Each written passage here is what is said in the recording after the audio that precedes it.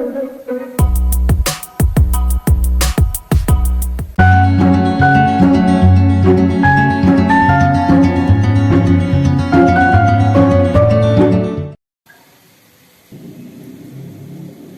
தேங்குடல். பொட்டுக்கடலை மாவையும் அரிசி மாவையும் ஈக்குவல் ப்ரொபோர்ஷனில் எடுத்துக்கணும். ரெண்டையும் ஒன்றா கொட்டிக்கலாம். நல்லா சலிச்சு வச்சுருக்கேன். கப்பி இல்லாமல் நல்லா 2 வாட்டி சலிச்சு வைக்கணும் ரெண்டையுமே. இதில் 1 ஸ்பூன் நெய் விட்டுக்கிறேன். ரொம்ப விட்டோம்னாக்கா உளுந்து போயிடும். ஏற்கனவே பொட்டுக்கடலை மாவு கொஞ்சம் சாஃப்டாக இருக்கும் இல்லையா, அதனால 1 ஸ்பூன் விட்டால் போதும். தேவையான உப்பு சேர்த்துக்கிறேன். 1/2 ஸ்பூன் ஜீரகம் போடுறேன்.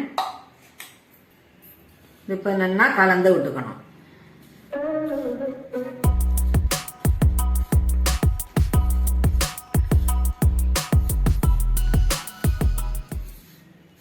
எந்த எண்ணெய் பலகாரம் பண்ணும்போதும் நல்லா ஜலிச்சுக்கணும்.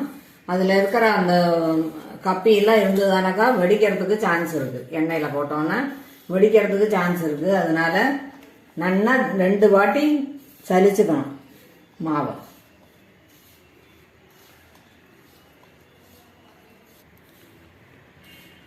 நல்லா கலந்து விட்டோம்.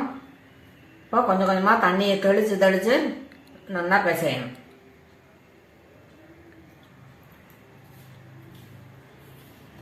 முதல்லையே தண்ணி நிறைய விட்டு விடக்கூடாது. கொஞ்சம் கொஞ்சமாக தெளித்து பிசையணும் பொறுமையை.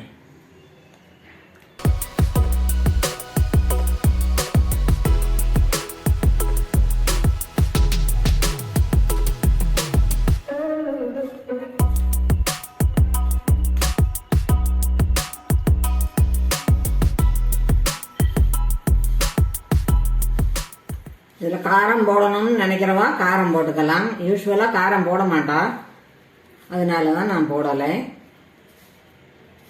காரம் தேவைன்னு நினைக்கிறவா காரமும் சேர்த்துக்கலாம் இதில்.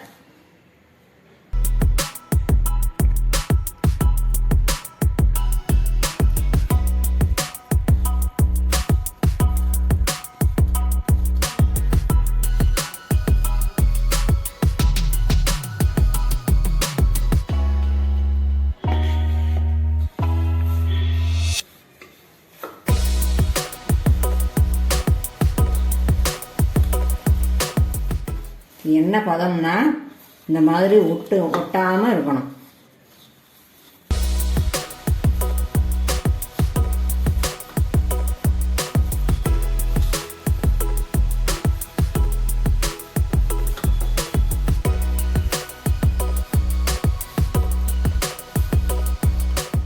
இந்த மாவு எதுவுமே ஒட்டலை பார்த்தல. இந்த மாதிரி ஊற்றி எடுத்தாக்கா ஒட்டக்கூடாது.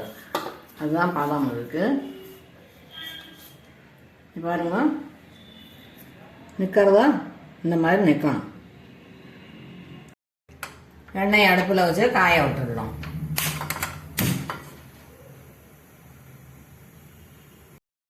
இது முள்முறுக்காச்சு.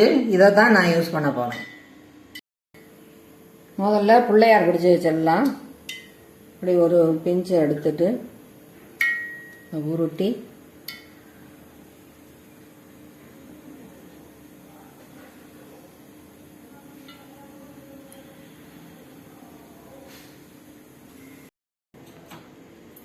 மாவை அச்சில் போட்டு ரெடி ஆகிடுது.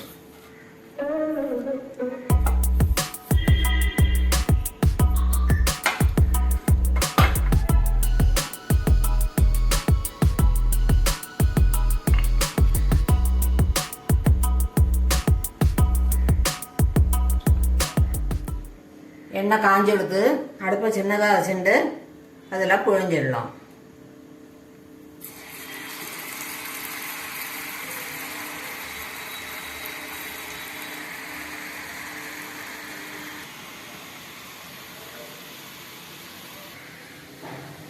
இந்த ஓசை கொஞ்சம் அடங்கிறது வரைக்கும் வச்சுருக்கணும். அதுக்கப்புறமா திருப்பி போட்டோம்னா ஈஸியாக முடிஞ்சிடும்.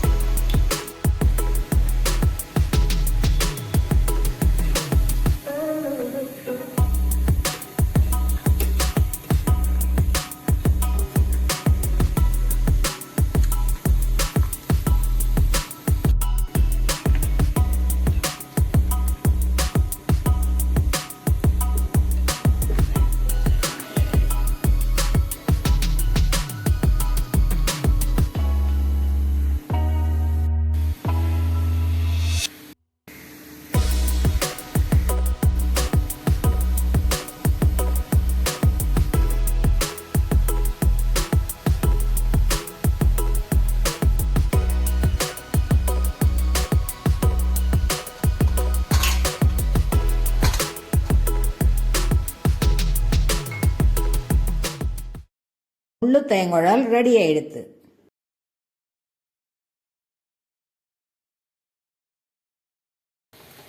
சாப்பிட்றதுக்கு கன்வீனியண்ட்டாக இருக்கணுங்கிறதுக்காக இந்த மாதிரி சின்ன சின்னதாக உளுத்து போட்டுக்கலாம்.